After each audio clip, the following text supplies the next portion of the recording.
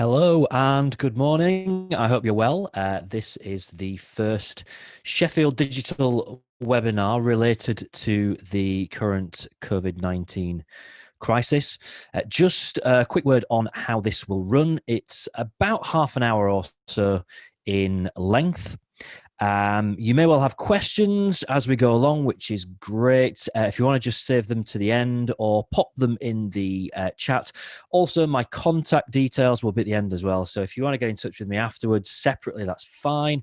More than happy to arrange a Zoom with anyone that would like to have a chat. Also, we are recording this, so anyone that couldn't make it along but does want to watch this webinar afterwards can do. But if you do ask any questions at the end, don't worry, that will be cut out of the final video. It'll only be my main bit, which is kind of used to repurpose elsewhere. Okay, so hello, my name is James and I'm here to talk to you about this. It's about podcasting and ultimately about why now is the right time to be starting one. So let me kind of introduce myself properly first. So there you go. That's me in a radio studio in Leeds. You may notice the clock there in the background, which has got number 5 at the beginning. Just to point out, that's 5 a.m., not 5 p.m. And that's because a lot of what I do is radio work. So I'll explain more about that in a moment. So this is Jae.media, which is, well, it's me basically. It's kind of my brand. Call it a business if you want, but it is just me. I'm self-employed, sole trader, freelancer. Use any of those titles that you wish. Jae.media is just kind of the umbrella that brings together everything that I do. My background is in journalism and management. So I worked as a newspaper journalist for a few years and then in radio broadcasting and then subsequently in radio management. But I'll kind of touch on that a little bit more later on. I work quite closely with a company in Sheffield called Rebel-Media, who are based at Sheffield Technology Parks. They're a podcast software company. And as I said a few moments ago, I also do lots of radio work. So I do some freelance work for BBC Radio Sheffield, and I also work for the 2 big commercial radio groups. So Bauer Media, which around Sheffield will be most known for Hallam FM and Greatest Hits Radio, and also for Global, which is Heart and Capital, both of whom you can hear in Yorkshire. In fact, I was reading the breakfast news yesterday on Heart and Capital, and also Smooth Radio in the Northeast. So that's a little bit about me and my background. Now I want to start with a bit of a question, really, and this is rhetorical, but I'd like to know who's a fan of EastEnders or maybe Coronation Street. In fact, I think you're probably quite a cool audience. So maybe Hollyoaks is your soap opera of choice. Well, whatever soap or TV shows you watch, you're probably well aware that they're kind of running out of episodes. Some of the soaps have only really got a few weeks left of shows that they've already recorded, and they're really struggling to make new ones at the moment because of social distancing. Now, it's become apparent in the last few weeks that there really isn't going to be an end in sight to social distancing anytime soon. And that means there's a lot of TV shows that are on hold. You know, they just can't make new episodes. So you're thinking, what's this got to do with you? Well, this is your opportunity. I'm not suggesting here that you should start filming your own soap opera on your iPhone and stick it on YouTube. Although if you do need a pub landlady, I'd look great in a wig and a dress. That's not actually me. No, my point here is that people's habits have changed in the last few weeks.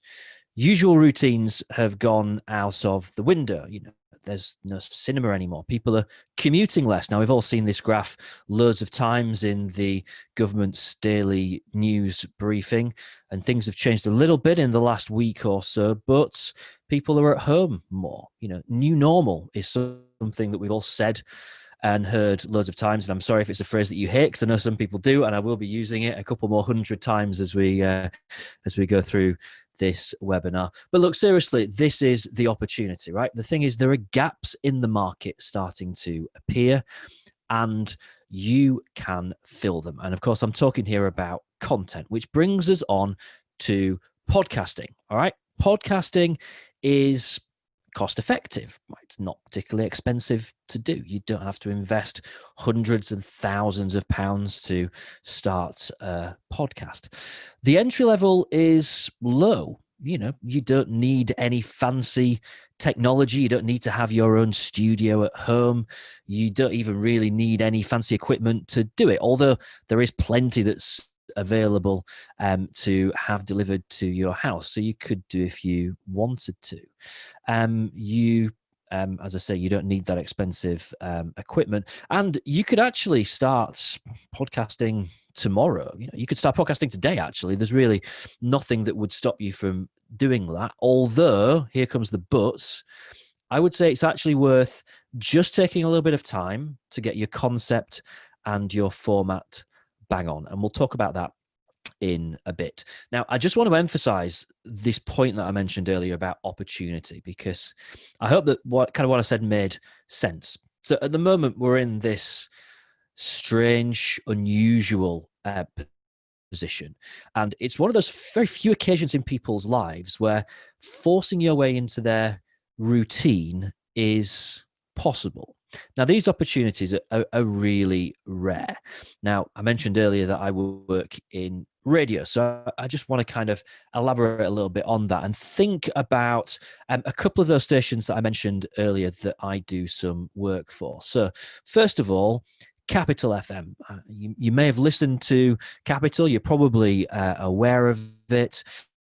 So who is Capital aimed at? Who is the core target audience for Capital? Now, it does get a very wide range in terms of audience, but you'd probably sum it up by saying it's kind of aimed at kids, really. It's young people, probably under 21? I don't know, maybe even younger. So why would a company like Marks and Spencer advertise on Capital? Now, no one is going to M&S to buy jeans at 18 years old. I do think I own a pair of shoes exactly like that, but maybe not the jeans. But think about this, right?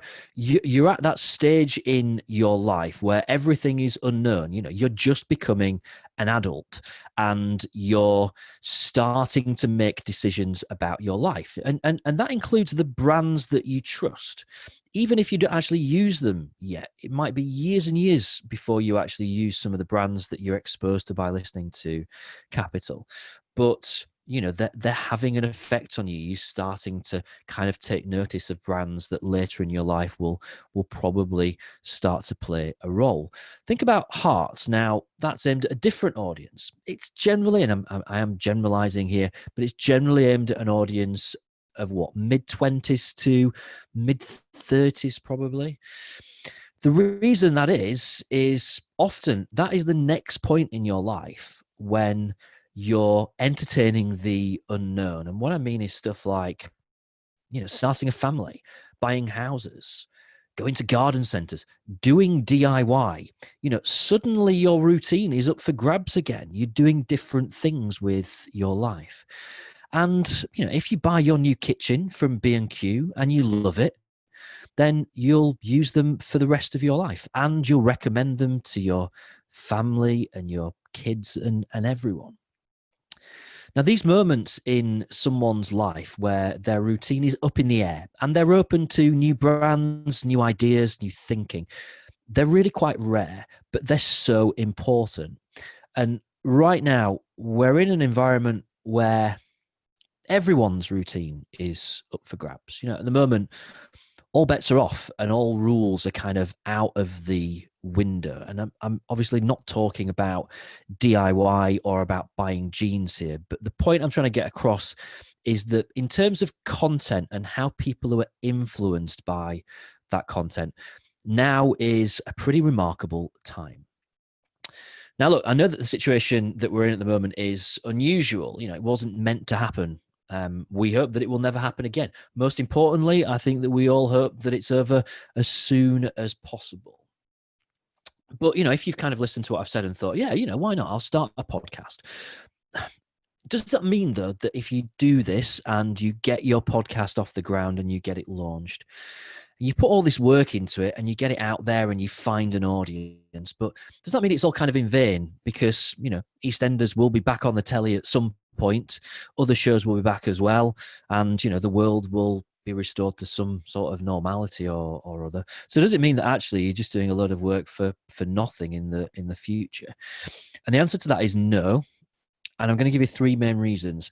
One of them is that if you produce great content, whatever happens next in this kind of crazy situation that we're in, your audience will stick with you. They will continue to listen, right? Podcasts are generally automatically delivered to someone's device. Once someone subscribes to your podcast, then the new episodes that you released will pop up in their podcast app straight away. And you know what? If you've done a job for them in the darkest of times, then they will stick with you when the times get better. And, hopefully they'll act on the messages that you give out about you and your brand and your business. And we'll talk more about that in a little bit. Reason number two is I don't think that life's just going to go back to how it was before, right? We aren't going to see every single person that previously was working in an office 9 to 5 who now finds themselves working from home, just suddenly going straight back to working 9 to 5 in an office and commuting every day. Okay, we all know that there's companies for whatever reason previously hadn't offered things like flexible working, and employees who previously, for whatever reason, had never tried working from their dining room table or whatever for a day or two a week. So I think that there's a very strong chance that chances of this new normal are going to stick around. I reckon there'll be companies that have got big, expensive offices at the moment who are probably thinking that they can downsize quite massively, actually, and look at stuff like, hot desking, people working 2 days a week in the office, 3 days a week at home, whatever it may be. Categorically, the world will not be the same as it was before. And your podcast can form a part of this new normal, which, sticks around and, has that longevity. And the third reason, and this is really, really important, and the third reason is this word, and that word is adaptability, right? Podcasting is incredibly adaptable. So what you might say in a podcast episode today, during this crisis, during this stage of lockdown that we're in, might be a completely different message to the one that you want to put out when all this finishes. And that's fine. Podcasting content can always be instant, right? It isn't months, weeks, days behind, right? You can record an episode and you can get it out within hours, right? Within minutes, even. You can reflect on wherever we are as a country, as a society, as a world. To illustrate this, I'm going to give you a couple of examples. So one of the podcasts that I do is a football podcast. It's called Singing the Blues. It's all about Sheffield Wednesday. It's very good. You should give it a listen, Up the Owls. It's a weekly show. Now, even if you're not a football fan, you'll be aware at the moment there is no football. There is just nothing. But we are still recording. We're doing it remotely. There's two of us. And obviously, normally what we'll be doing is talking about the last game that's just been. We'll be looking ahead to the next game. At the moment, I guess we're just kind of making some stuff up at the moment, really, where, just kind of coming up with different ideas to keep, kind of getting content out there and doing lots of, reminiscing about days gone by and stuff that's looking to the future. Now, I have no idea where football will be in a month or in 3 months or in 6 months, but it doesn't matter. I know that we can carry on recording our podcast every week. It can carry on reflecting on anything and everything, and it will continue to get the thousands of listeners that it does now. I also am involved with a beer podcast. This is it. It's called Sheffield Hopcast. Now, normally, there are 4 of us, and we record it monthly in a different pub each time. And obviously, no prizes here for working out that normal format has had to go out the window. Pubs are closed at the moment, and it's really hard to see when there's an end in sight to that particular part of lockdown. So now we're doing it weekly. We're doing it over Zoom from our respective living rooms. And format wise, it's kind of similar. You know, we share a beer, we chat about life, we chat about how much we miss the pub. We've started inviting a guest on every week who is in some way involved in the beer world, even if they're just, a keen beer drinker. And, we have a bit of a chat about how the beer industry is faring. Another example here would actually be the Sheffield Digital podcast, which is usually recorded at Jae.media's podcasting studio in the city centre. Both the way that it's recorded, the frequency, also the content have completely changed since the start of this situation. There's a real key word that I'm trying to get at here, and that word is future-proof, right? You can make podcasting work for you right now. You can make it work for you if lockdown is tightened again, and it carries on working as and when restrictions are lifted. So with podcasting, you get a tool that helps your brand through these difficult times. You can continue to engage with an existing audience that you might already have. You can pull in a new audience who, as we touched on earlier, will hopefully stick with you when all this has passed. And there's no real risk involved in this because it's low cost and it's future proof. You can change direction as you wish to or need to in time. People are also kind of pretty bored at the moment of being in the house. I'm really sick of seeing people kind of with all these different, publish an album every day, or post the 23rd photo from your camera roll, or post a band that you've seen live starting with the first letter of the alphabet. All these different social media posts that are doing the rounds. People have kind of got this hunger for content at the moment. So honestly, it really is a good time to start a podcast. So let's go a little bit deeper into this. Let's take a bit of a closer look at podcasts, because it's all right saying that it's future proof, but does it actually have a benefit for your brand or for your business, or even for you personally? If that's the direction that you decide to go in. So think about your social media output, or think about your email newsletter, right? However you approach those things, ultimately, what they're doing is they're about delivering a message to an audience. And there's a variety of different ways that you might do that using those platforms, or maybe any other platforms that you currently use. And yet, neither of those ultimately use your most influential tool, which is your voice, right? That's the power of podcasting. Now, think about this, and I make it sound really, really simple, but just kind of get your head around thinking about this, right?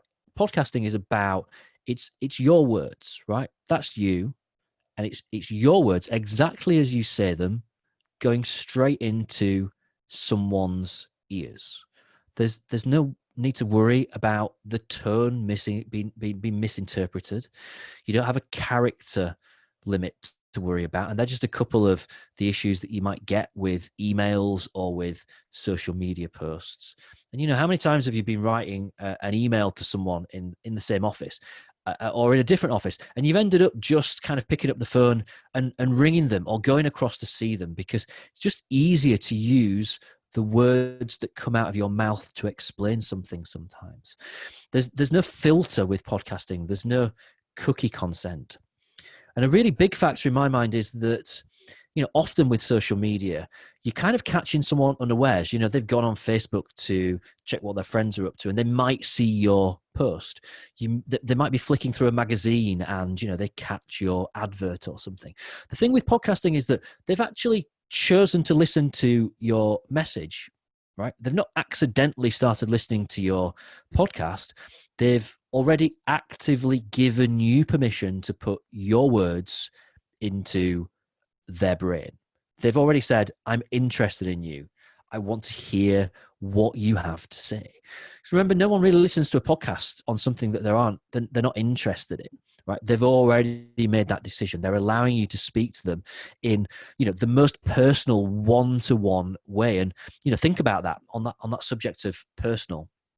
Podcasting is social distancing proof. And it's a time when there's a lot of people that feel quite isolated at the moment. What we've got with podcasting here is that personal one-to-one medium, which is available to, every single person. Everyone has some kind of device that they can listen to podcasts on, and they're free to listen to. And there's no expensive hardware required. You don't have to buy a fancy radio or anything like that to listen to a podcast. And from a listener point of view, they just fit perfectly into life, whatever's coming next. Now, I know that I'm making all this sound really, really simple. And of course, there are hurdles. It is pretty easy to start a podcast, but getting it right from the start, that can be a little bit of a challenge. So I wanted to give you a few pointers just to kind of get you thinking maybe about ideas that could work for you in terms of podcasting. So, important point here, content is king. If you've been listening to what I've kind of been saying and thinking, yeah, I'll do a podcast that talks about my company and what we do, just hang on, right? What you don't want to do is make a half-hour advert for your business, because your audience needs to get something out of listening to your show, right? It needs to do a job, right? People consume content because it's useful. It answers a question for them, or it's entertaining, or it makes them laugh, right? Think about when someone Googles something, they're looking for an answer to a question. So if your podcast can provide those answers, it can provide that information, or it provides some kind of entertainment which is linked to the area in which your business, your brand operates, right? It needs to have a purpose. And that's really important, right? You need to know what your aim is. And what I mean here is, when you understand what you want to achieve from your podcast, everything else becomes much easier. Now, I speak to people sometimes, their aim from their podcast is just to try and get as many listeners as possible. And that's fine. But then I say, well, what's the point of that? What is the point of just collecting listeners? What are you getting out of it? If it's just a passion project, fine, fair enough. Maybe actually just having a load of listeners, maybe it's just about you kind of feeling that it's massaging your ego a little bit, or whatever that might be, and you just want to go for a brute force approach to podcasting and get as many listeners as possible. But actually, maybe what you're trying to do is use podcasting to get people to sign up for your email newsletter, or you want them to book in a free consultation with you, or you want them to follow you on social media so you can deliver more strategic messages and links to them through that. Maybe your target is just to try and increase sales. When you understand what you want to get out of your podcast, the different elements of what should make up that podcast, what it should be doing, what it should be saying, they'll start to fall into place a heck of a lot easier. So knowing what you want out of the other end of it right at the beginning will help you make decisions as you go. So on that, coming up with the right idea is really worth some thought. So I said earlier, you could just start a podcast tomorrow, right? And why not? Well, the thing is, there's a good chance that you might not get it right, because it does take some thought. Consider some kind of key questions, right? Look at what other shows are already out there in the same space as you. If you're going to do a podcast and it turns out there's already 20 people already doing exactly the same thing, what's the point? How do you make yours stand out?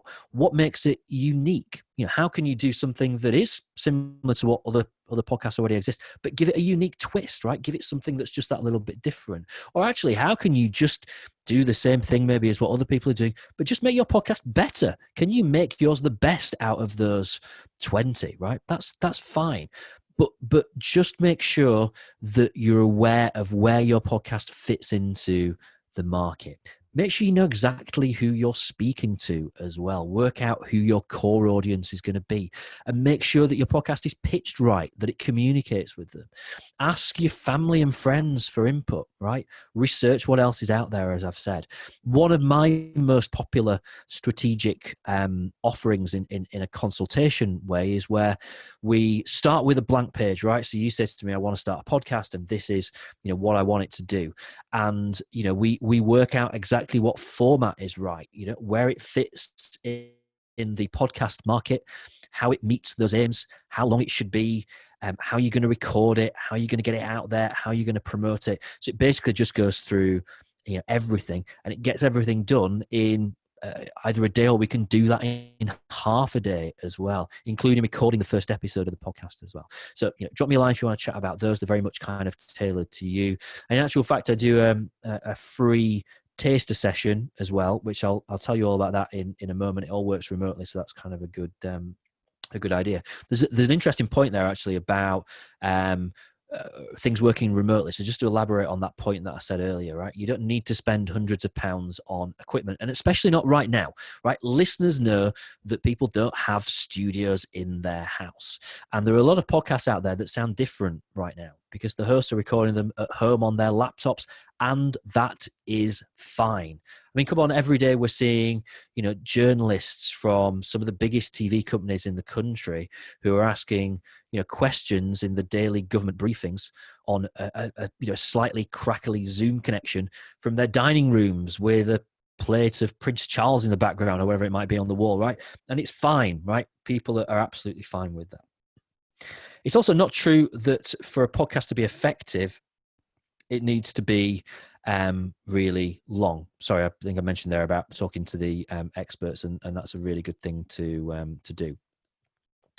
It doesn't have to be long form, right? There was a feeling in podcasting many years ago, and thankfully it doesn't exist anymore, that podcasts had to be 2 hours for them to be good, right? It had to be long form. It doesn't. Short form works really, really well. Land Rover did a series of podcasts, and I dwell on this example a lot because I just thought it was great. They were to promote the Discovery model when it came out. They called them Discovery Adventures, right? They were designed to highlight new and unusual adventures that you could take with the family in a big 4x4 car. The very nature of the content meant that it appealed to their target audience for buyers.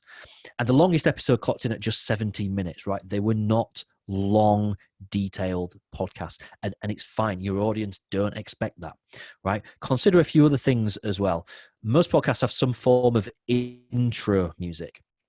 Please, right, whatever you do, if you go away and start a podcast, don't just grab some music off the internet and use it, right? It's an absolute legal minefield. You need permission from the person that recorded it, the publisher, whoever wrote it. There'll be other people as well that were involved in the royalties and the rights. It's just an absolute legal minefield. There are solutions. I can help you with that. If you do decide to start a podcast, you need some help, right? And you just want someone that points you in the direction of where you can find music and stuff, drop me a line. I'll help you with that. Other stuff to think about. Are you going to do interviews as part of your podcast? Interview-based podcasts are incredibly popular, right? And they're a great way of doing it. Maybe what you're going to do is get a couple of members of your team to help you with hosting it instead. Maybe it's not something that you'll do yourself. Maybe you'll kind of get other people that you work with involved, and they will do it.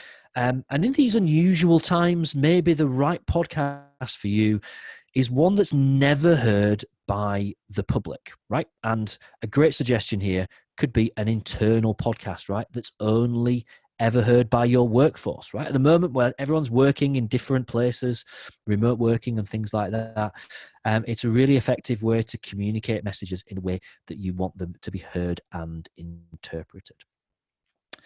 As I said earlier, finding the right idea is key. Please do reach out to me if I can help you with that. Some key kind of takeaways here then.